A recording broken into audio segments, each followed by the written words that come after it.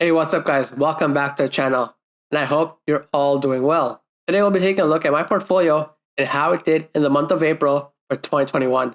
Let's dive right in.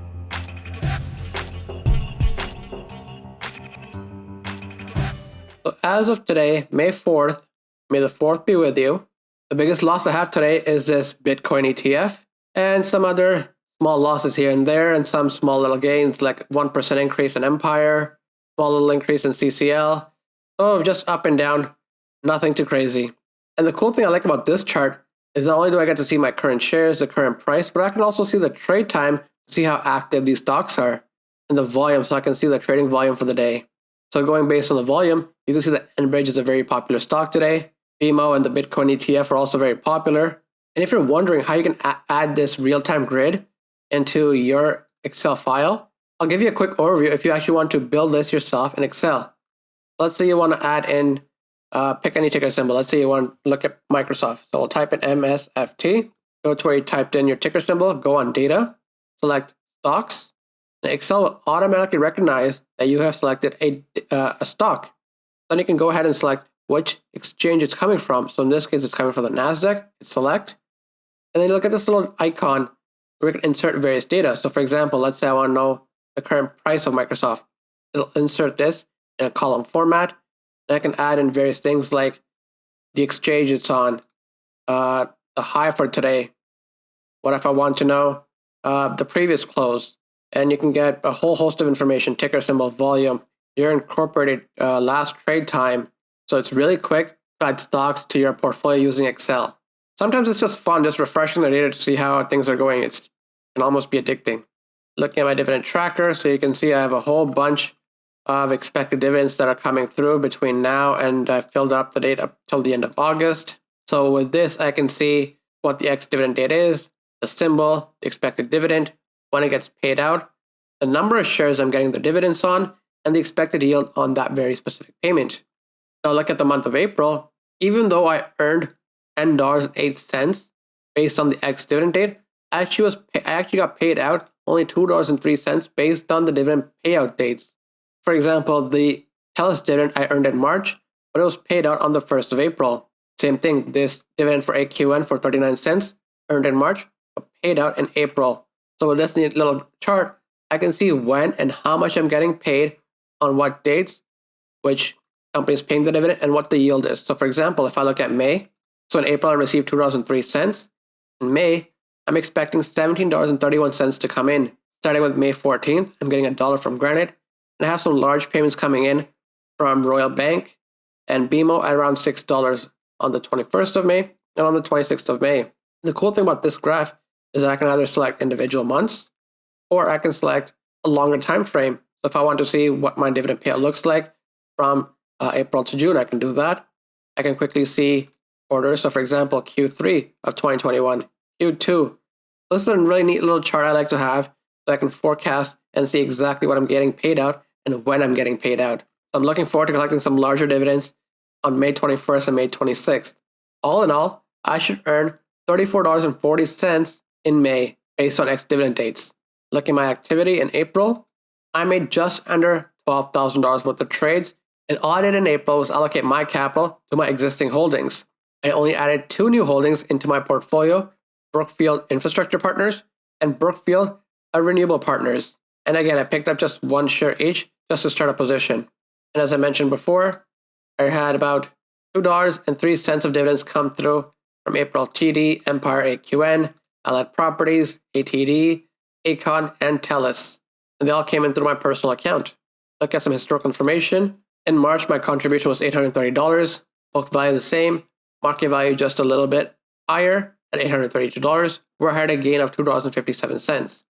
In April, things are much more in the red, but my contribution went up to $12,572 with a book value slightly higher based on my dividends. Market value lower than both my book value and contribution because I'm currently down $136 or a 1% loss. And I earned $10.08 in the month of April, which will get paid out in the next few days. Looking at the market value pie, my largest holding is VGG, TD, and Enbridge. VGG is a US Dividend Appreciation Index ETF. So while I manage and pick my own stocks for Canadian dividends, I let Vanguard manage the US dividend portfolio by just picking that one ETF. Look at my gain or loss waterfall. As you can see, I'm at a major loss as of right now. I'm down about $133.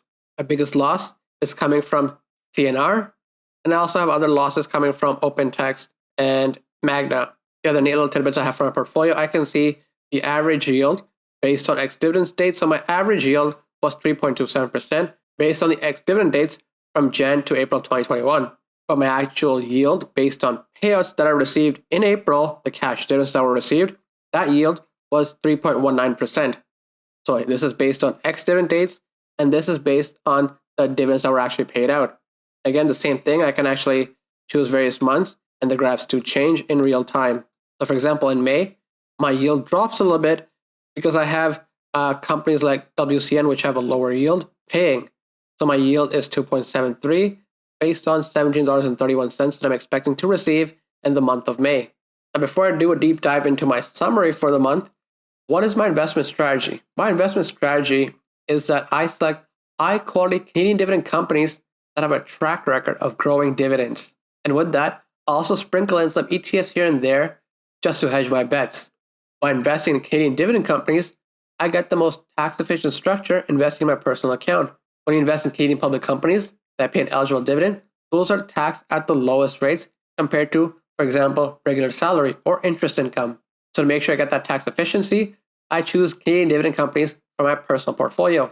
Now, taxes don't matter as much in an RRSP or a TFSA, because in an RRSP, you only pay tax when you actually withdraw the funds. And on a TFSA, you don't pay tax on any withdrawals. So looking at my summary, I have some major losses. All in all, I have about 31 different holdings. So far, 2 of my largest losses are coming from the 2 Brookfield companies. And CNR has been on a major decline ever since they made a competing bid against Canadian Pacific Railway for Kansas City. But you know what? Even though I'm down like 8.7%, this is another target for me to average down on because I still believe in the long-term potential for CNR. The losses I have are on OpenText. Metro is also down, and Magna, I'm also seeing a 4.5% loss.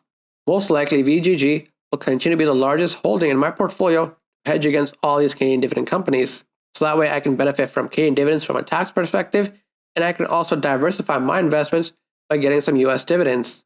The banks will also pay a large part in my holdings. Currently, the Royal Bank is at 6% of my portfolio. It is at 6% as well. So far, my most profitable investment is currently this flyer pick that I had with ECN Capital, where I'm up almost 6%. I'm also doing well in QSR, Restaurant Brands International, at 4%. And TC Energy has also been a good boost for me at 3.75%. Looking at all these metrics, how does this help me make my next decision? Well, one, I'll be looking at to see how much exposure do I have for any single company in terms of my overall allocation of the portfolio. This right here helps me manage my capital allocation, so that way I'm not exposing myself to one individual stock. And this helps me average down my position. So for example, when I'm making my next capital allocation, most likely I'll be picking up shares in companies like this to average down. Acons is probably another target. I'll be definitely picking up shares of CNR as my average book value per share is $147.05. It's currently trading at $134. That's a $13 difference in share price. So I'm going to go ahead and pick up more shares at this lower price so I can average down on this price. So even though I'm down about $120 overall in my portfolio, about 1%, I'm not concerned at all, even though I have some large losses and 8-10%, because again, this is a long-term portfolio as I plan on adding more and more capital to each of these holdings to grow my dividend stream. Because the whole intention behind this portfolio is to have a growing stream of dividends come in and month out.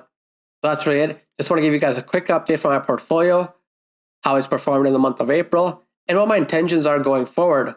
I look forward to sharing the next update with you. Thank you so much for watching. This channel would not exist without your support.